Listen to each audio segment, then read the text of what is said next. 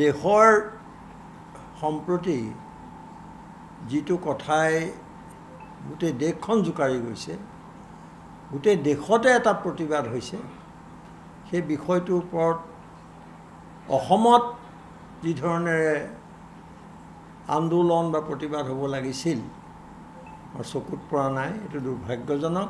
আপোনালোকে জানে যে নীট আৰু নেট, কাৰণ এই বিষয়টোৰ লগত সমগ্ৰ দেশৰ ছাত্ৰ সমাজৰ ভৱিষ্যত, তেওঁলোকৰ স্বাৰ্থৰ কথা নিহিত হৈ আছে।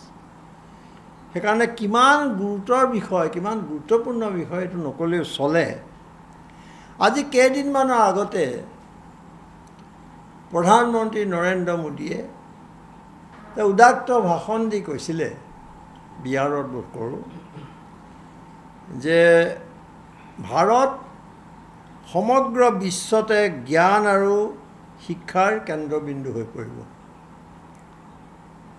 মই ক'ম যে ঠিকেই, কেন্দ্ৰবিন্দু হৈছে, কাৰণ ইমান সোনকালে আমি কোনো ধৰণৰ কাম কাজৰ মানে প্ৰমাণ পোৱা নাছিলোঁ।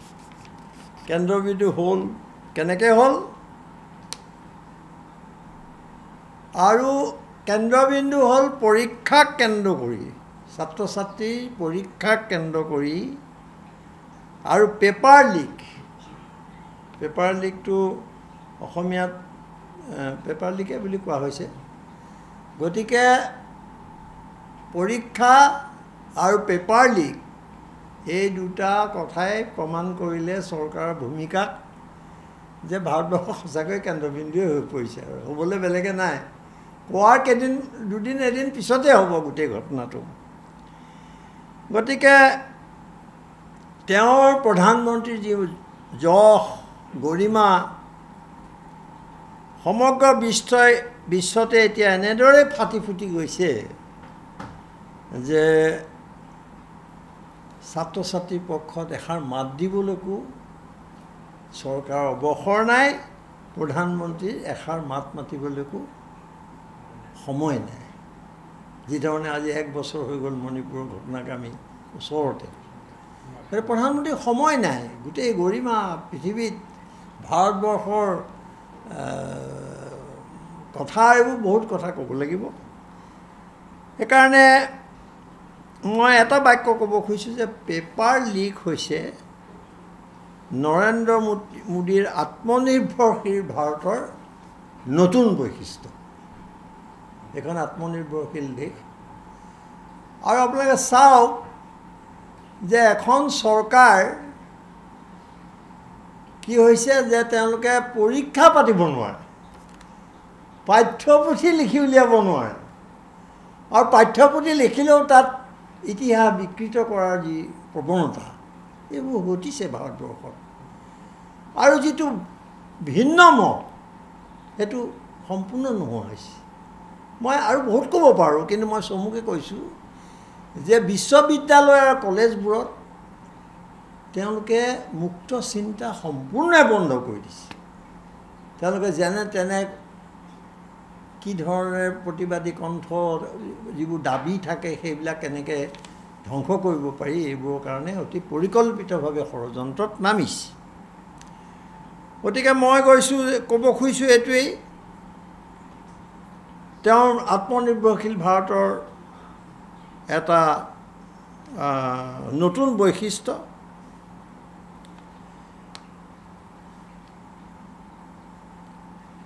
যোৱা 10 বছৰত ভাৰতবৰ্ষত মানে এই বিজেপিৰ ৰাজত্বত, শাসনত কিমানবাৰ পৰীক্ষাৰ পেপাৰ লিক হৈছে? 70 বাৰ। এবাৰ নহয়, দুবাৰ নহয়, 3 বাৰ নহয়, 70 বাৰ পেপাৰ লিক হৈছে। আৰু তাৰ কেন্দ্ৰবিন্দু ক'ত? আমাৰ যিটো ভূমিকম্পৰ কি বুলি কয়, অভিকেন্দ্ৰ ক'ত? মধ্যপ্ৰদেশ আৰু গুজৰাট। গ'ত গুজৰাট। এতিয়া গুজৰাট চাৰিওফালে গুজৰাটেই মানুহৰ ভাগ্য নিৰ্ধাৰণ কৰে ভাৰতবৰ্ষত। গতিকে ভাৰতৰ ইতিহাসত অভিভাৱক ছাত্ৰ ছাত্ৰী আৰু শিক্ষকৰ মানসিক অৱস্থাক লৈ ইমান খেলিমেলি ইমান হঠকাৰিতা আমি আগতে দেখা নাই আৰু তাৰ বাবে কোন দায়ী চৰকাৰে প্ৰধানকৈ দায়ী গতিকে আমি চাওঁ এনেকুৱা ঘটনা আগতে কেতিয়াও ঘটা নাছিল সংক্ষেপতে এই শিক্ষা মই ক'ব খুজিছোঁ যে এই শিক্ষাৰ জগতত এটা জৰুৰীকালীন অৱস্থা চলিছে ইমাৰ্জেঞ্চি জৰুৰীকালীন অৱস্থা চলিছে মই সংক্ষেপতে কৈছোঁ আৰু তাতকৈ ডাঙৰ কথা হৈছে এই অৱস্থাটোৰ কাৰণে কিন্তু সুপৰিকল্পিত এইটো এনেকুৱা নহয় যে ক'ৰবাত ঘটি গৈছে এইটো এটা পৰিকল্পিত আৰু কিয় এইটো পৰিকল্পিত মই ক'ম আৰু আপোনালোকে জানে যে মন্ত্ৰীগৰাকীয়ে ধৰ্মেন্দ্ৰ প্ৰধান তেওঁ সিদিনালৈকে কৈ আছিলে যে এনেকুৱা কোনো ঘটনা ঘটে তাৰপিছত যেতিয়া চাৰিওফালে প্ৰমাণ ওলালে গৈ ন্যায়ালয়ে গৈ পালেগৈ তাৰপিছত তেওঁ কথাটো মানি ল'বলৈ বাধ্য হ'ল আৰু তদন্তৰ কথাও ক'বলৈ তেওঁলোকে বাধ্য হ'ল গতিকে নৰেন্দ্ৰ মোদী আমি যদি চাওঁ তেওঁৰ সপোন এনেকুৱা এটা প্ৰজন্ম সৃষ্টি কৰা দেশত যাতে সেইসকলে আদানী আৰু আম্বানীৰ দৰে যিবিলাক পুঁজিপতি আছে কৰ্পৰেট আছে তেওঁলোকৰ বাবে সস্তীয়া শ্ৰমিক সৃষ্টি কৰা এইটো মই খুব জোৰ দি কৈছোঁ ভাৰতবৰ্ষত এতিয়া কৰ্পৰেটৰ স্বাৰ্থত শিক্ষানীতি হৈছে আৰু 10 বছৰত 70 বাৰ পেপাৰ লিক হোৱাৰ ঘটনা মোদীৰ সপোনৰ ভাৰতখন হ'ল যে এই প্ৰজন্মৰ পৰা এনেকুৱা কিছুমান মানুহ উলিওৱা এনেকুৱা কিছুমান মানুহ গঢ়ি তোলা নাগৰিক গঢ়ি তোলা যিসকলে কি কয় আদানী আম্বানী এই জাতীয় যিবোৰ মানুহ এই কৰ্পৰেটৰ পুঁজিপতিসকলৰ শ্ৰমিকৰ দৰে তেওঁলোকে আমাক ব্যৱহাৰ কৰিব পাৰে আজি মই এইটো আকৌ ক'ব খুজিছোঁ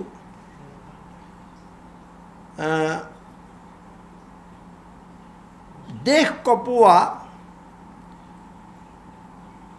মই কৈ গ'লোঁ নেকি এইটো যে ইয়াৰ উৎস হৈছে অভিকেন্দ্ৰ হৈছে গুজৰাট আৰু মধ্যপ্ৰদেশ গুজৰাট হোৱাটো বহুত ডাঙৰ কথা কাৰণ সেই গুজৰাটতে কিন্তু বহুত আৰু কেলেংকাৰী কথা আমি ক'ব পাৰোঁ আৰু নৰেন্দ্ৰ মোদী অমিত শ্বাহ আদানী আম্বানী এইবোৰ চব গুজৰাটী আৰু সেইকাৰণে মই এটা বাক্য কৈ গৈছোঁ ৰাজনৈতিক ঘটনা যে ভাৰতীয় জনতা পাৰ্টীৰ বাহিৰত বাদ তেওঁলোকৰ ভিতৰতে এতিয়া বিজেপি মানুহেই গুজৰাট লবিৰ বিৰুদ্ধে মূৰ দাঙি কথা ক'বলৈ আৰম্ভ কৰিছে এইটো বাৰু বেলেগ বিষয় কিন্তু হ'লেও প্ৰসংগক্ৰমে মই কৈছোঁ নীট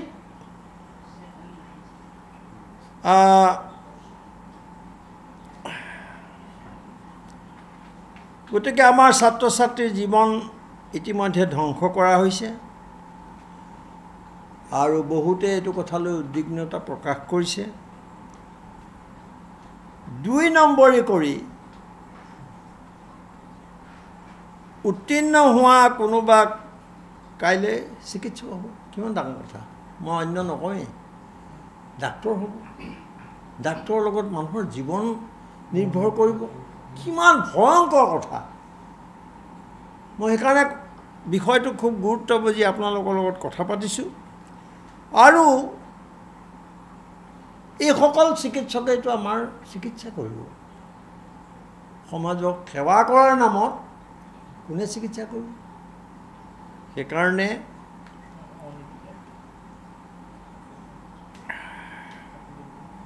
কেৱল হিন্দু মুছলমান খ্ৰীষ্টিয়ান হিন্দু এই ধৰণৰ হিন্দু পাঞ্জাবী কি কয় তেওঁলোকৰ ধৰ্মটো হ'ল হেৰি শিখ। এইবোৰ কৰি থকা ৰাজনীতিয়ে আৰু এইটো মোদী চাহাবৰ নেতৃত্বত এইবোৰ কৰি কৰি ভাৰতবৰ্ষখন কোনফালে গতি কৰিছে এতিয়া কিন্তু সমগ্ৰ বিশ্বই জানে। আজি সমগ্ৰ বিশ্বত ভাৰতৰ ভাৱমূৰ্তি কিন্তু একেবাৰে ম্লান হৈ আহিবলৈ ধৰিছে। এইবোৰ তথ্য যদি লাগে মই দিব পাৰোঁ। গতিকে